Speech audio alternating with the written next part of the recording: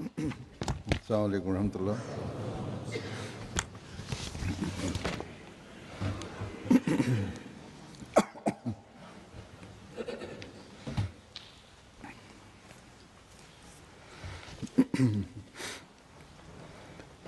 أشهد أن لا إله إلا الله وحده لا شريك له وأشهد أن محمدا عبده ورسوله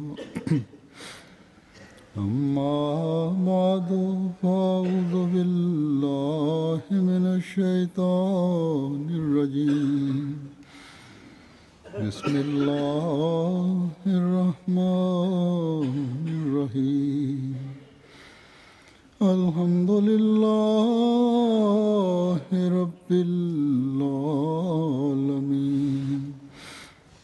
الرحمن الرحيم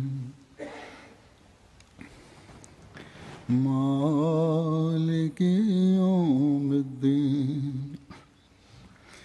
إياك نعبد وإياك نستعين اهدنا الصراط المستقيم صراط الذين أنعمت عليهم غير المغضوب عليهم ولا الضالين إن الله مع الذين اتقوا والذين هم محسنون. इस आयत का तर्जुमा है कि यकीनन अल्लाह. Terjemah ayat ini adalah bahwa sesungguhnya Allah bersama orang-orang yang bertakwa dan selalu menjaga kesucian dirinya. Hazrat Masih Maud alaihi salatu wassalam bersabda bahwa di dalam Al-Quranul Karim berkaitan dengan semua perintah atau hukum untuk takwa dan penjagaan diri sangat ditekankan. Jadi takwa merupakan dasar sesuatu yang mendekatkan kepada Allah Subhanahu wa taala. Di dalam ayat yang saya telah baca, sebagaimana semua telah mendengar dan terjemahannya juga saya telah terangkan, di dalamnya Allah Subhanahu wa taala berfirman, sesungguhnya Allah bersama orang-orang yang bertakwa, bahwa sesungguhnya Allah bersama orang-orang yang bertakwa. Ini hal yang pertama yang dijelaskan, diterangkan di dalamnya. Mereka telah memilih jalan-jalan, jadi ini mereka telah memilih jalan, yaitu jalan yang membawa kepada ketakwaan. Jadi dengan hal ini menjadi jelas bahwa di dunia ini ada dua corak manusia itu, dua macam manusia itu. Satu adalah bahwa mereka yang berjalan pada jalan takwa dan demi untuk meraih keredaan Allah Subhanahu wa taala mereka melakukan amal soleh, dan setiap amal baik, amal soleh, mereka itu berusaha untuk melakukannya supaya mereka mendapatkan keredaan Allah, supaya mereka mendapatkan kedekatan Allah. Yang kedua adalah orang-orang yang ada sebagian, kadang dia melakukan sebagian pekerjaan baik, tapi di hadapannya tidak ada Tuhan. Jadi setiap mengerjakan sesuatu dia tidak berpikir bahwa Allah Subhanahu wa taala senantiasa mengawasi kita, senantiasa melihat kita. Corak manusia yang kedua ini ada juga orang yang yakin kepada Tuhan, atau dia sekurang-kurangnya meyakini bahwa Tuhan itu ada yang menciptakan langit dan bumi. Tetapi ketika dia melakukan sesuatu atau melakukan suatu pekerjaan, keredaan Allah tidak menjadi tujuan utama mereka. Kalau ada melakukan kebaikan, maka tidak ada tujuan bahwa untuk membuat Allah reda. Atau ada yang lain yang tidak yakin sebelumnya daripada Tuhan. Mereka ingkar kepada keberadaan Tuhan. Bersama orang yang corak kedua ini, Allah Subhanahu wa taala berfirman bahwa saya tidak beserta itu. Saya bersama orang yang corak manusia pertama tadi, yang berjalan pada jalan ketakwaan. Tetapi sifat rububiyat Allah Subhanahu wa taala, pemeliharaan Allah Subhanahu wa taala, orang yang tidak berjalan pada ketakwaan juga dengan beberapa benda-benda, dengan nikmat-nikmat, dia akan memberikan sedemikian rupa juga sebagaimana dia memberikan kepada orang yang muttaqi. Tapi ini merupakan bagian daripada benda-benda duniawi. Misalnya sinar matahari, udara. Dari benda-benda itu, barang-barang itu, seorang mukmin yang bertakwa, dia seperti itulah dia mengambil manfaat sebagaimana seorang ateis.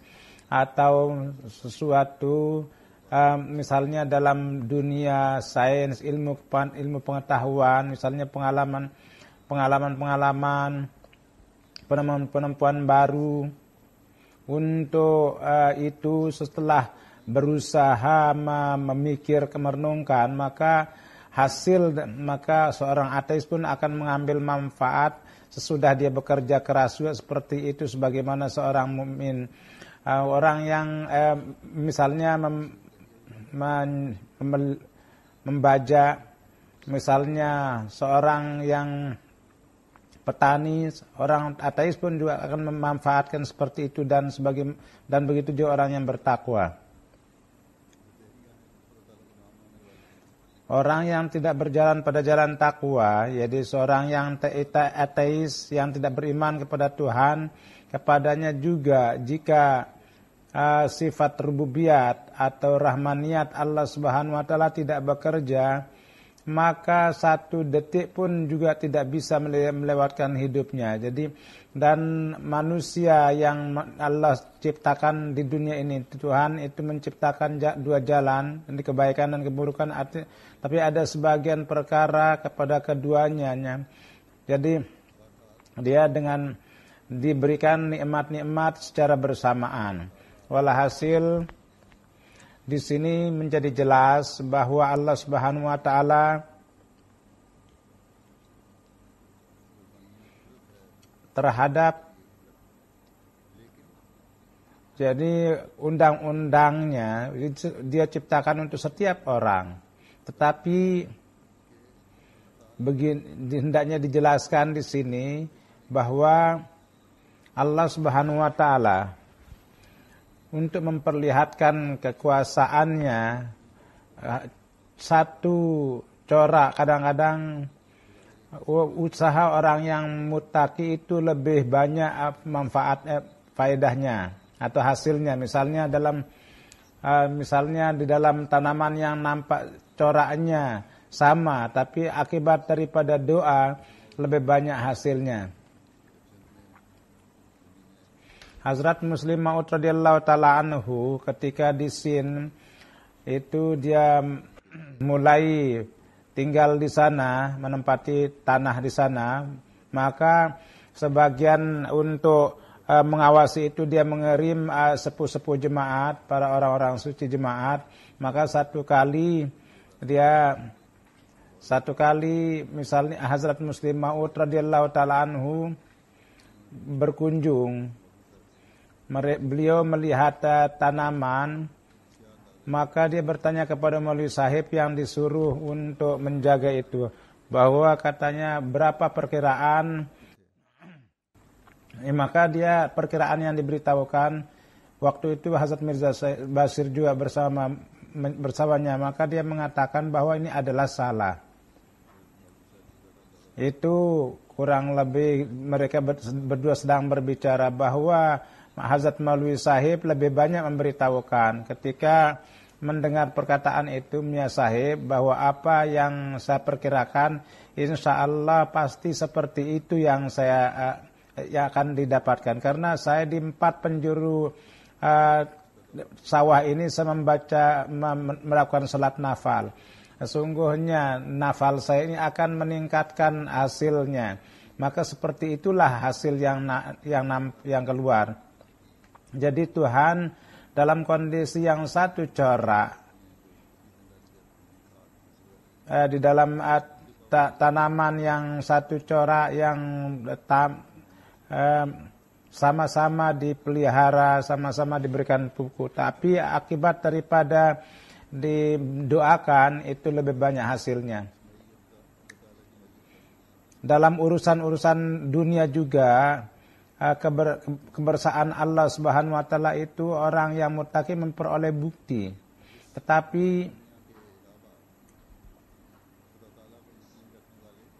dalam selain dunia nyata ini, orang yang yakin dan yakin dengan iman yang sempurna, orang itu merupakan satu dunia rohani juga yang kelezatannya, faedahnya tidak nampak kepada orang-orang dunia dan tidak bisa nampak.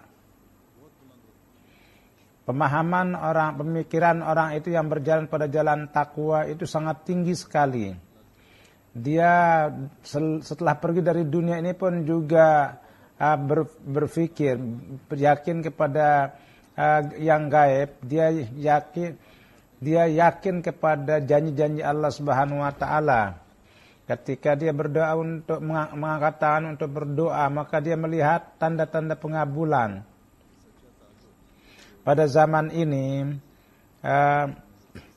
hubungan yang cara untuk mengadakan hubungan yang benar dengan Allah Subhanahu wa taala, Hazrat Masih Maud telah mengajarkan, dan banyak orang-orang Ahmadi yang mempunyai pengalaman tentang hubungannya dengan Tuhan. Akibat daripada hubungan yang benar dengan Tuhan, dengan mimpi atau dengan kasyaf, Allah Subhanahu wa taala memberitahukan kepada mereka bahwa akan seperti ini yang akan terjadi, dan persis seperti itu yang terjadi. Kemudian arti kebersamaan ini juga adalah bahwa sesudah wafat pun juga dianugerahkan anugerah-anugerah. Jadi Allah Subhanahu wa taala berfirman bahwa jika manusia tetap tegak pada ketakwaan, maka dia akan memperoleh ganjaran dunia ini juga dan juga kehidupan di akhirat kelak. Orang-orang yang muttaqi demi untuk meraih keredaan Allah, ketika dia melakukan sesuatu amal, maka dunia dan dengan kebaikan-kebaikan dunia dan akhirat dia akan dapatkan. Ini merupakan janji Allah. Sebagaimana sebelumnya saya telah beritahukan juga bahwa demi untuk keredaan Allah Subhanahu wa taala, orang yang melakukan amal saleh adalah orang muttaqi. Ini merupakan hal yang sangat baik, bahwa orang yang melakukan amal saleh baik, orang yang melakukan amal baik, Allah Subhanahu dia lakukan demi untuk keredaan Allah. Banyak orang yang melakukan amal baik tetapi tidak melakukan demi untuk keredaan Allah. Dia tidak lakukan demi untuk meraih keredaan Allah.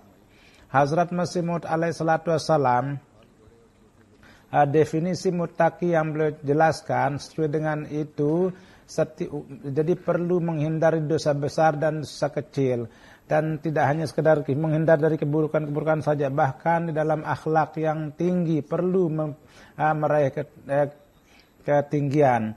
Kemudian perlu hubungan yang benar dengan Allah Subhanahu wa taala. Apabila ini terjadi, maka baru orang itu dikatakan seorang yang muttaqi. Dan apa hubungan yang kesetiaan yang sejati dengan Tuhan itu? Yakni jadi berusaha untuk menunaikan hak ibadatnya, dan sebisa mungkin untuk mengamalkan perintah Tuhan harus mengerahkan setiap usahanya. Apabila ini terjadi, maka Allah Subhanahu wa taala menyebutkan selanjutnya mengenai ketakwaan di dalam ayat ini. Jadi wallazina hum muhsinun. Jadi muhsin artinya adalah bahwa memberikan ganjaran kepada seorang jadi tanpa usahanya. Jadi ada orang yang memberikan seperti itu disebut muhsin. Jadi memperlakukan dengan cara baik juga. Jadi kemudian muhsin juga artinya adalah bahwa manusia pada pekerjaannya dia memperoleh derajat yang tinggi, tingkat yang tinggi. Pekerjaannya itu dia memperoleh berkat atau manfaat yang baik. Dan setiap amal yang dikerjakan sesuai dengan kesempatan, dengan kondisi, seolah-olah muhsin itu ada dua corak. Satu adalah dia mempunyai solidaritas dengan orang lain dan dia setiap saat sedia untuk menghormatinya. Terlepas daripada bahwa dia agama apa atau golongan apa. Siapa, bangsa mana dia atau siapa dia berkhidmat untuknya. Dia senantiasa berusaha ingin menghormati kemanusiaan. Dan kemudian ketika tiba saatnya dia bermanfaat bagi pekerjaan orang lain, dia bermanfaat bagi untuk orang lain, dan sedemikian rupa dia berkhidmat, dan sedemikian rupa dia melakukan kemudahan-kemudahan untuk orang lain. Jadi ini merupakan setiap kewajiban orang Ahmadi, dia hendaknya kita harus menghormati setiap umat manusia. Dan dengan karunia Allah Subhanahu wa taala atas dasar gejolak ini, orang-orang Ahmadi banyak melakukan pengkhidmatan, yang bekerja, yang memang di dalam memang dia muhsin, tetapi bukan untuk show atau untuk pamer. Muhsin bukanlah orang yang ingin dipuji. Jadi kalau dia ingin puji, maka ketakwaan dan akhlak yang benar tidak akan bisa diupayakan. Jadi ketika melakukan kebaikan tidak untuk pamer. Jadi misalnya sebagai contoh insinyur-insinyur kita misalnya, mereka para relawan kita, para pemuda, dokter, atau mereka mempunyai ikatan dengan bidang-bidang lain di Afrika misalnya, banyak sekali proyek kita. Mereka pergi untuk pekerjaan-pekerjaan itu. Orang-orang yang tempatan yang tidak dapat itu, mereka menyediakan air-air bersih, membuat pompa-pompa, mereka menyediakan listrik untuk mereka membuka sekolah-sekolah supaya tersedia pendidikan dengan mudah untuk mereka. Dan mereka membuat rumah-rumah sakit, klinik-klinik, supaya tersedia kemudahan-kemudahan dan kesulitannya dapat dijauhkan. Kemudian dokter-dokter kita, itu mereka bertahun-tahun mereka tinggal di situ untuk melakukan pengkhidmatan. Dalam kondisi yang tidak baik, mereka tinggal di sana, tidak ada listrik, tidak ada air, tapi mereka mempunyai gejolak untuk melakukan pengkhidmatan. Mereka ikut serta untuk terhitung dalam kelompok orang yang muhsinin. Jadi inilah pengkhidmatan dan perlakuan baik yang tidak karena untuk satu imbalan, bahkan murni. Dengan bertakwa ada ketakwaan di dalam hati, mereka melakukan pengkhidmatan kepada manusia. Begitu juga di berbagai belahan dunia, ketika datang bencana, topan dan badai, dokter-dokter kita, para relawan kita, mereka melakukan pengkhidmatan itu.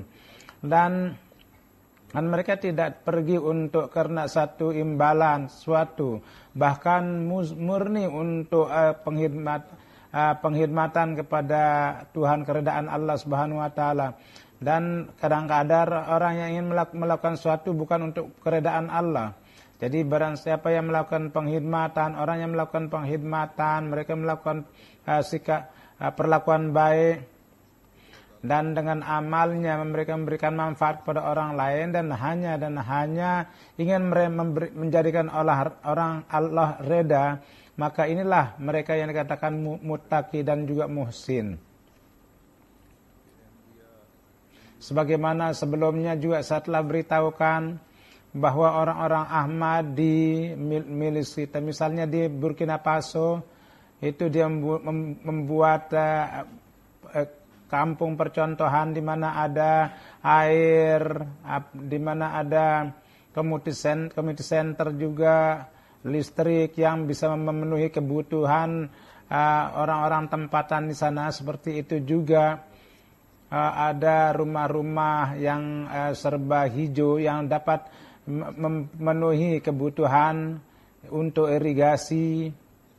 Begitu juga pompa-pompa juga dibuat di berbagai kampung, dibuat itu di orang-orang kita.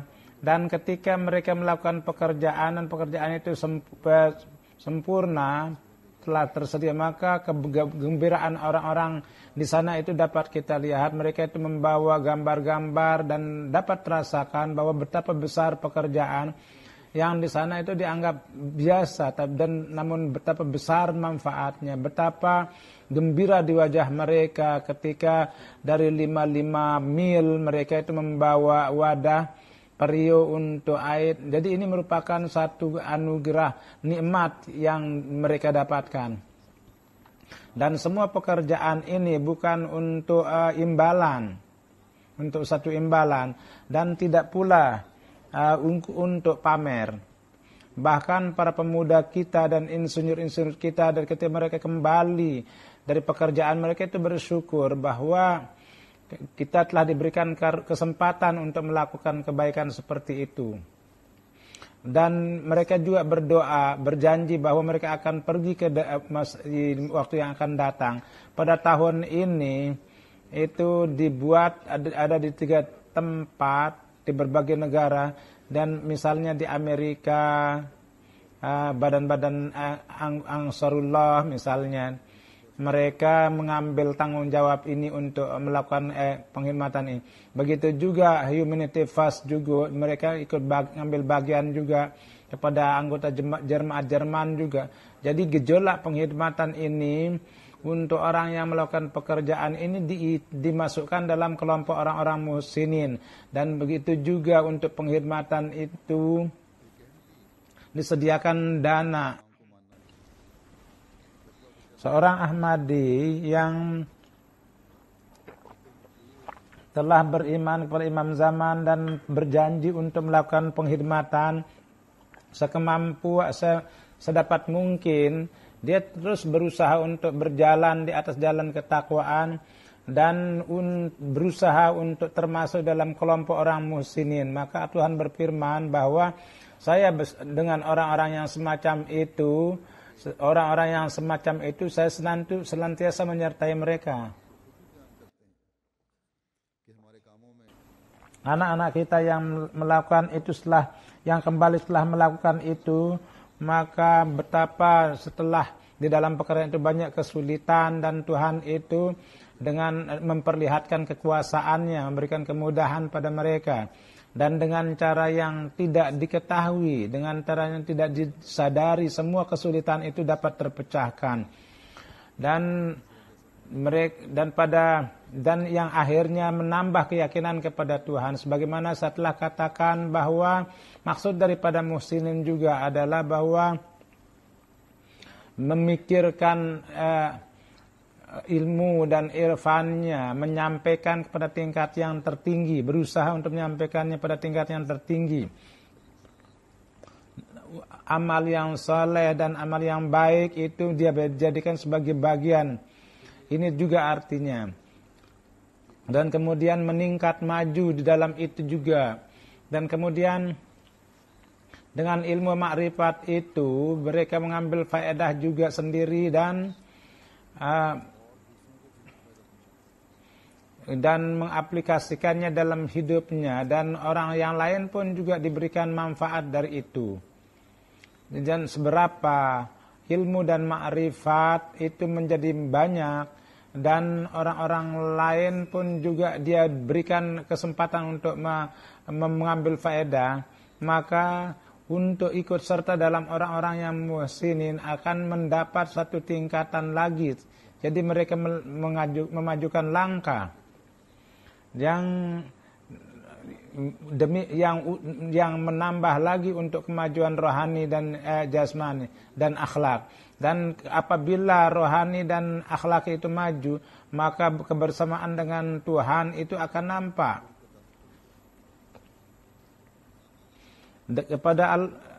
Akan meningkat ikatan yang dekat dengan Allah Subhanahu wa taala.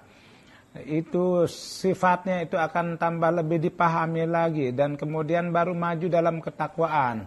Seolah-olah atas satu lingkaran dari lingkaran kebaikan yang itu berputar lalu sampai kepada putaran yang tertinggi dan sampai kepada Tuhan, dan kemudian dari Tuhan itu akan ada lagi anugerah untuk lebih mempunyai perhatian kepada kebaikan.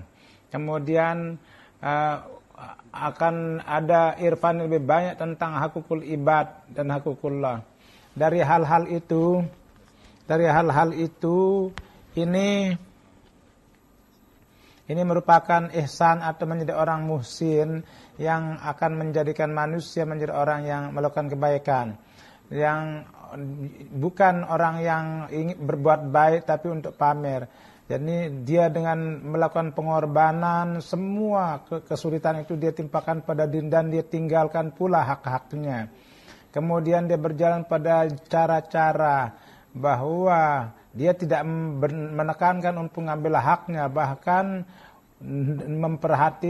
memperhatikan menunaikan hak-hak orang lain.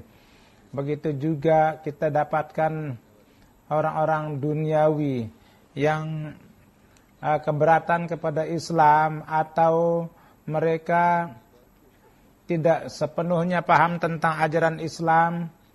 Ketika hal-hal ini pun juga saya persembahkan, kemukakan kepada mereka bahwa orang-orang dunia semua penekanannya adalah kepada hal itu, bahwa supaya hak-hak kita itu tertunaikan, dan dengan menegakkan satu standar hak-haknya, dan untuk meraih itu apapun yang terjadi mereka lakukan.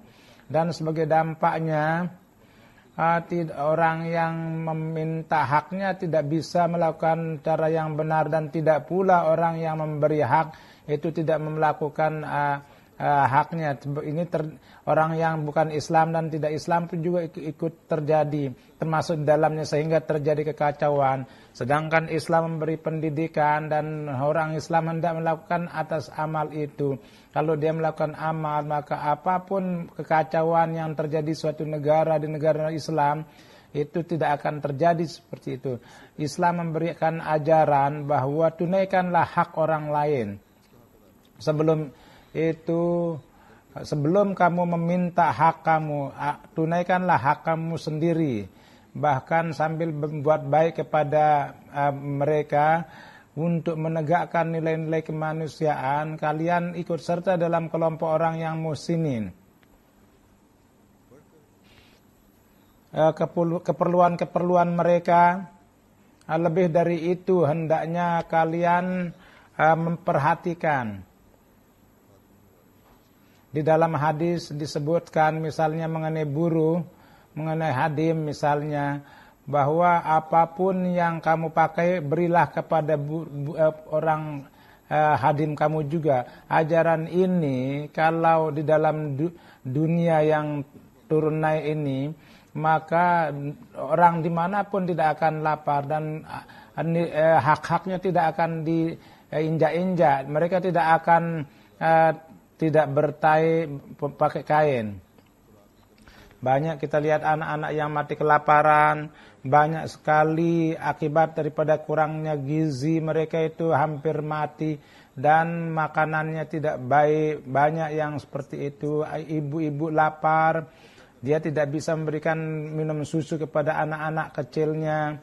Jadi bukannya menguasai sarana-sarana, dan kita mulai memperhatikan menunaikan hak, dan sambil menjadi orang yang melakukan muhsin, maka kita memperhatikan penunaian hak-hak, dan orang-orang miskin itu tidak diusahakan untuk supaya bisa berdiri sendiri, maka kelaparan pun akan hilang dari dunia ini. Misalnya pimpinan, dia membuat bank-bank mereka, dia memperhatikan, dia dan berusaha menjadi orang muhsin dan berjalan pada jalan takwa. Kalau ini, maka sudah ajaran yang cantik ini di negara-negara Islam tidak akan timbul kegelisahan, dan namun sangat disayangkan yang paling besar, yang paling banyak di negara-negara Islam, dan dari itu orang-orang luar Islam pun mengambil faedah, kesempatan. Dan kapanpun saya terangkan hal ini di hadapan orang lain, orang-orang, maka apabila orang berlaku adil, maka kondisi yang seperti yang terjadi di dunia akan hilang dengan sirna dengan sendirinya. Dan jadi ini merupakan ajaran Islam sangat cantik. Tapi ketika mereka kembali kepada majelisnya, maka keuntungan-keuntungan pribadi akan mendominasi dan mulai timbul persaingan. Dan keuntungan-keuntungan negara hendaknya itu yang jadi utama. Kalau mereka menunaikan hak, jangan merampas hak orang lain, maka harus dihamalkan itu, dan manusia itu memelihara dirinya, mengawasi. Begitu juga negara mempunyai kewajiban untuk memelihara dirinya, menjaga dirinya. Dan untuk merampas hak-hak orang lain, keuntungan mereka salah kalau kita menjadikan alasan keuntungan negara kita dengan merampas hak orang lain, dengan menginjak hak-hak orang lain, hak kita, lalu kita berusaha dengan cara yang tidak benar. Ini adalah salah. Semua perkara-perkara ini merupakan hal yang hanya meningkatkan tingkatan kekacauan. Walhasil ini merupakan tanggung jawab orang Ahmadi supaya berjalan di atas jalan takwa dan terhitung menjadi orang yang muhsinin, dan berusaha melihat pemandangan kedekatan Allah, dan berusaha menjadi senantiasa bersama Allah. Dan inilah usaha yang, dan masyarakat pun juga kita dapat lindungi dari kekacauan. Kita hendaknya berusaha bahwa kita dengan menjadi orang yang dekat dengan Tuhan di lingkungan kita, dengan kita berusaha menjadi dalam penunaian hakukul ibad, kita mempunyai perhatian untuk itu, kita siap untuk menunaikan itu, maka nikmat-nikmat dunia ini itu akan menjadi khadim kita. Di dalam kehidupan kita, ke status daripada benda-benda duniawi ini adalah merupakan hal yang kedua, dan baru kita akan meningkat dalam hal ketakwaan. Walhasil apabila kita melihat ini, jadi puncak fokus daripada pemahaman kita hendaknya murni untuk keredaan Allah.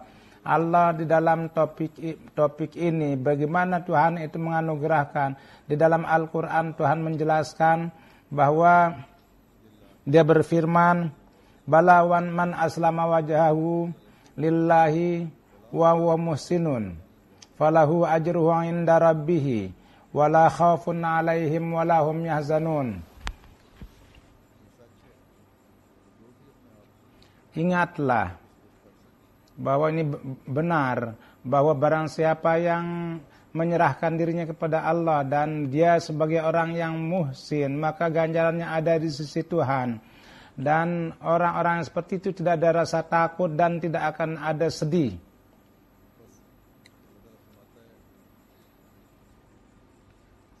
Jadi Allah Subhanahu wa taala berfirman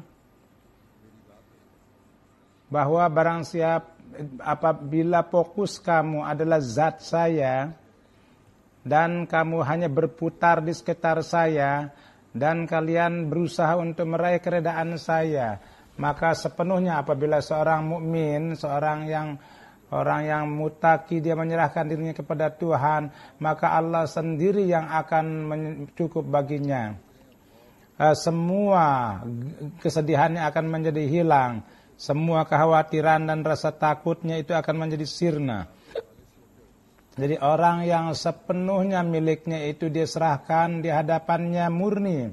Dia menjadi orang yang taat kepada, tunduk kepadanya. Dan sebagai orang muhsin, itu semua potensi-potensi dan keahliannya itu dia dia belanjakan untuk penghormatan kepada manusia, maka apa rasa takut yang akan menjangkitinya? Ini kedua pekerjaan ini merupakan pekerjaan yang akan membawa manusia kepada pangkuan kasih sayang Tuhan. Ini merupakan pengenalan daripada takwa yang hakiki. Hazrat Masih Maud alaihi salatu wasallam bersabda bahwa untuk menjadi orang yang muttaqi ini penting, bahwa sesudah hal-hal yang kecil-kecil seperti zina, riya, hakukul, itu mereka apabila itu sudah mantap, maka dan dengan menghindar dari akhlak-akhlak yang buruk, lalu dia maju dalam akhlak yang mulia, perlakuan kepada orang lain, serasa dia berlaku baik kepada orang lain, dan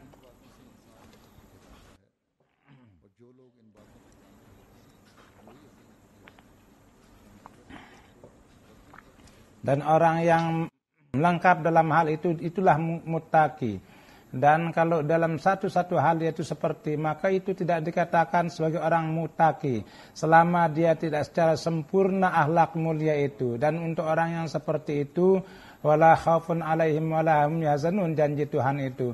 Dan sudah itu apa yang dia kehendaki, Allah Subhanahu wa taala akan menjadi penjaganya, sebagaimana dia berfirman, wa huwa yatawallas salihin, yakni dia bersama kebaikan-kebaikan, dia bersama orang-orang yang berbuat baik dan akan menjadi penjaga. Di dalam hadis disebutkan bahwa terdapat dalam hadis bahwa Allah Subhanahu wa taala akan menjadi tangan yang dengan itu dia bekerja, dan dengan menjadi mata dengan itu dia melihat, dan akan menjadi telinga dengan itu dia mendengar, dan dengan akan menjadi kaki yang dengan itu dia berjalan. Dan dikatakan bahwa barang siapa yang bermusuhan dengan wali saya, maka saya katakan bahwa siaplah untuk melawan saya. Di satu tempat dia berfirman, apabila dia menyerang wali Allah, maka Allah Subhanahu wa taala sedemikian rupa menerkam sebagaimana singa menangkap musuhnya. Jadi betapa mujurnya orang yang walinya atau pelindungnya adalah Allah. Dan barang siapa yang walinya atau pelindungnya adalah Allah, maka semua rasa takutnya dengan sendirinya akan hilang.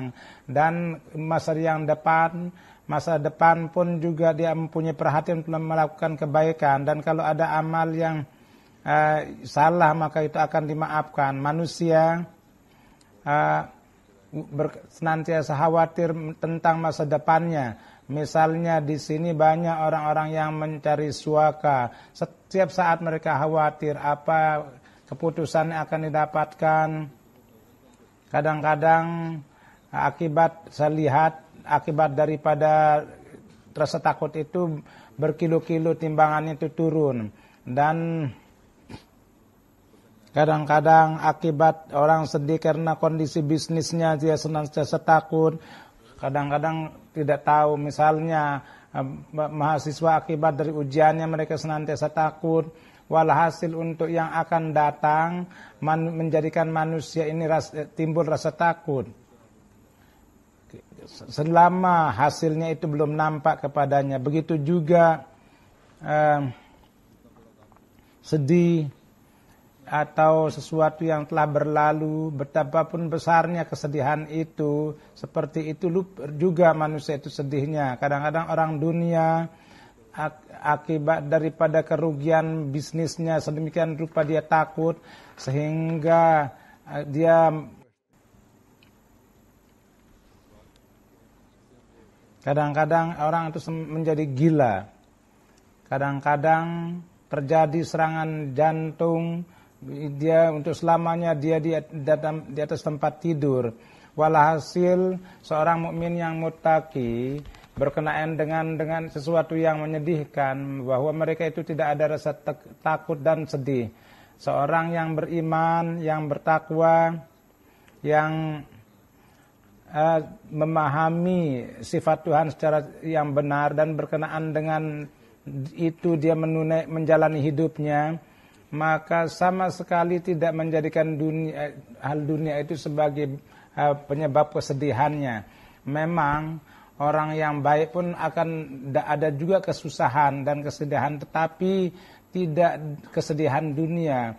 Bahkan itu merupakan kesedihan untuk mencari ridha Allah. Dia selalu takut untuk menghindar dari kemarahan Tuhan, sebagaimana Hazrat Masih Maud bersabda dalam satu syair, bahwa karena kekhawatiran itu dia supaya ingin meredakan Allah. Jadi adalah kekhawatiran untuk senantiasa memberikan keredaan Allah, dan di dalam zikir sehingga perhatiannya itu selalu tertuju kepada zikir al-ilahi, dan suara ala bizikrillah tatma'innul qulub selalu mengiang di telinganya, dan zikir kepada Allah lah yang menjadi faktor untuk ketentraman jiwa, yang menjauhkan kesedihan yang lampau, dan rasa takut di masa yang akan datang pun juga mengingatkan mereka, menghibur mereka. Rasa takut orang yang berjalan pada takwa. Takwa artinya adalah bahwa rasa takut yang sedemikian rupa yang itu senantiasa gelisah untuk meraih keredaan Allah. Jadi kegelisahan ini, keresahan ini memperkuat mereka.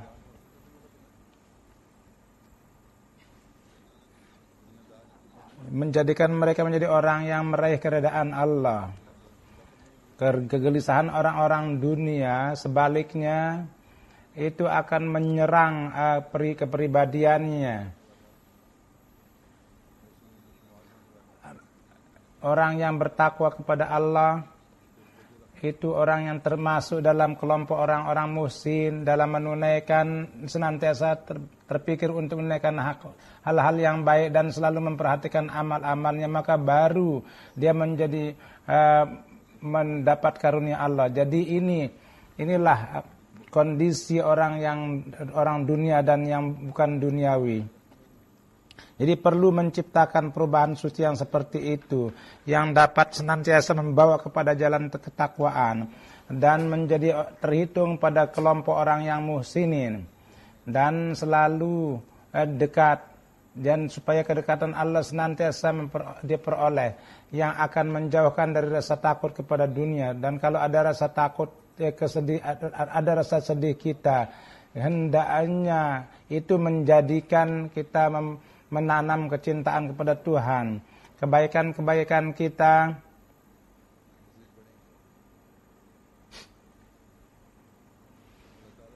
itu akan menjadi meningkat.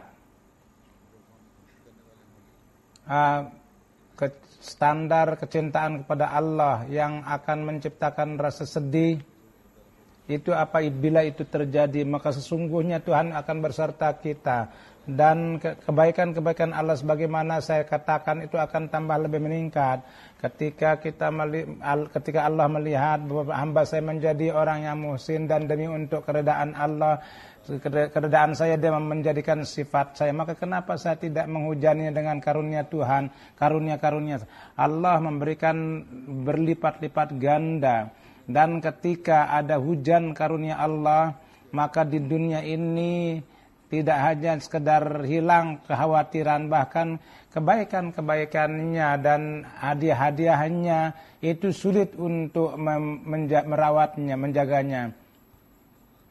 Seorang yang mukmin, Hazrat Masih Maud bersabda bahwa bersama ketakwaan yang benar, jahiliyah itu tidak bisa bersatu. Ketakwaan yang sejati memiliki nur, sebagaimana Allah Subhanahu wa taala berfirman, ya ayyuhallazina amanu in tattaqullaha yaj'al lakum furqanan wa yukaffir ankum sayyi'atikum wa yaj'al lakum nuran tamshuna bihi. yakni wahai orang yang beriman, jika kamu tetap teguh sebagai orang yang muttaqi, maka teguhlah kalian, maka di antara kamu dan orang lain akan dibuat perbedaan, maka kamu akan diberikan nur yang kamu berjalan dengan di setiap jalan, yakni nur di dalam setiap amal kamu, ucapan kamu dan perasaan kamu itu akan berjalan. Di dalam akal kamu juga nur, dan di dalam setiap ucapan kamu pun juga terdapat nur, dan di dalam mata kamu pun juga akan nur, di dalam keterangan kamu dan di dalam setiap gerakan kamu terdapat nur. Dan di jalan mana kamu berjalan, Tuhan itu akan menjadi sinar. Betapa baik. Dan jalan-jalan pikiran kamu semuanya itu dipenuhi dengan nur, dan kamu sepenuhnya itu akan menjadi nur. Jadi apabila seperti itu yang terjadi, yakni seorang hamba itu berusaha, maka para penentangnya pun juga itu akan dihukum juga, para penentangnya itu. Mudah-mudahan Allah Subhanahu wa taala kita dapat meraih standar itu, yang mana kita memperoleh berkat dan dapat mendatangkan keberkatan juga, dan kita senantiasa menghindar dari para penentang, dan keburukan-keburukan para penentang pun juga kita dapat hindari.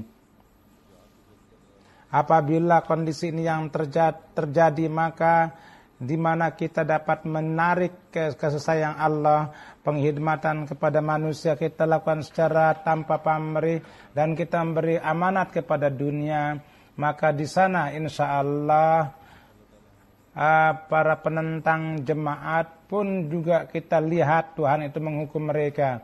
Mudah-mudahan Allah Subhanahu wa taala memberi taufik kepada kita untuk meraih hasil daripada doa itu.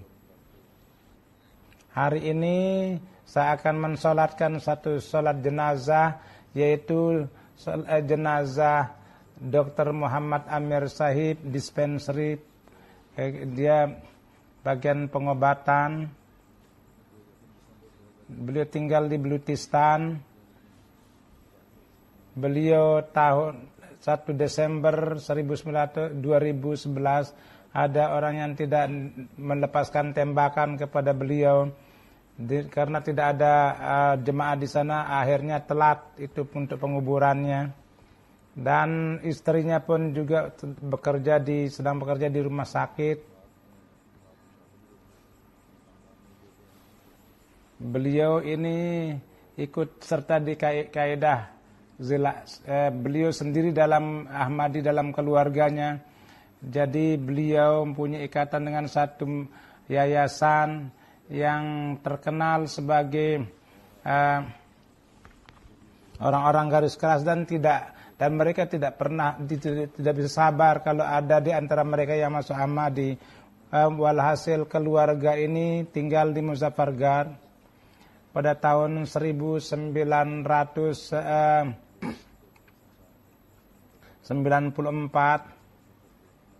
Dan beliau seorang yang sangat berfitrat baik. Mudah-mudahan Allah Subhanahu wa taala mengampuni semua kesalahan almarhum dan memasukkan mereka di surga Firdaus, dan keluarganya diberikan keteguhan. Alhamdulillah nahmaduhu wa ونستعينه ونستغفره ونؤمن به ونتوكل عليه ونعوذ بالله من شرور أنفسنا ومن سيئات أعمالنا من يهده الله فلا مضل له ومن يضلل فلا هادي له ونشهد أن لا إله إلا الله ونشهد أن محمدا عبده ورسوله عباد الله رحمكم الله إن الله يأمر بالعدل والإحسان وإيتاء ذي القربى وينهى عن الفحشاء والمنكر والبغي يعظكم لعلكم تذكرون اذكروا الله يذكركم وادعوه يستجب لكم ولذكر الله أكبر.